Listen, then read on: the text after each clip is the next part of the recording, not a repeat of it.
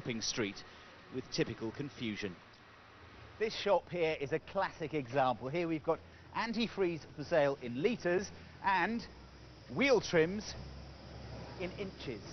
How many potatoes are you buying? Oh, about £2.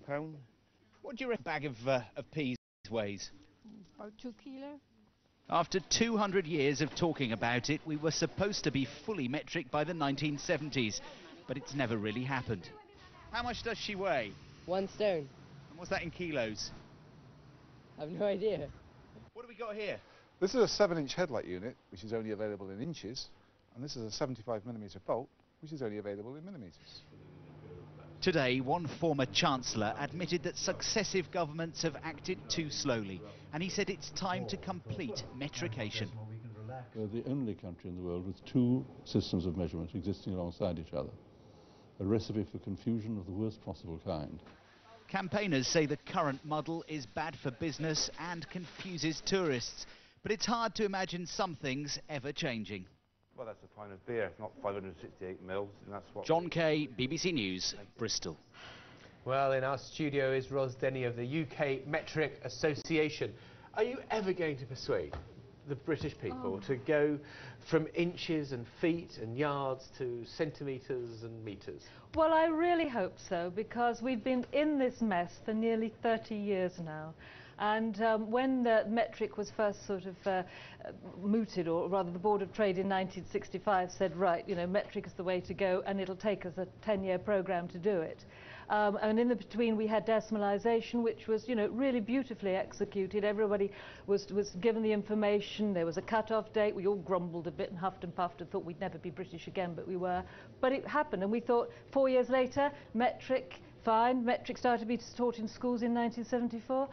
And then for some reason politicians started to wobble. But then we started to do it. I mean, you know, how much was your petrol last time you bought petrol? How much? What, the litre? Exactly, a litre. So we're 87p, I think. Well, exactly, but we're halfway there. It doesn't matter though. We all know what we're talking about, and you cannot go into a pub. I defy you and order a litre of something. You've got to buy a pint of Guinness, haven't you? Well, you can't. You're not allowed to order a litre. That's the whole point. Perfect. Well, it's not really, because the rest of beer is sold in bottles in metric. So how can you sort of, if you really are sort of watching the prices and this sort of evaluation, how can you work out what's better value than the other? But you know, we do have this crazy half and half system in this country, and it is actually not only causing a lot of confusion, but there are many instances where people are unknowingly being ripped off.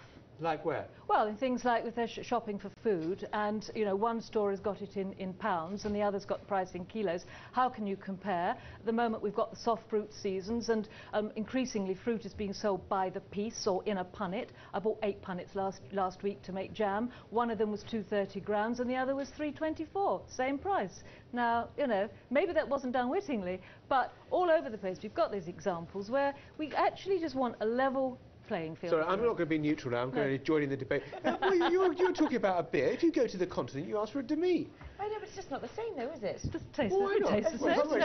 Okay, it's not an English beer, but you can, you know. But half a I litre. understand what we're talking about. I mean, I know how many miles it is from here to Oxford, let's say.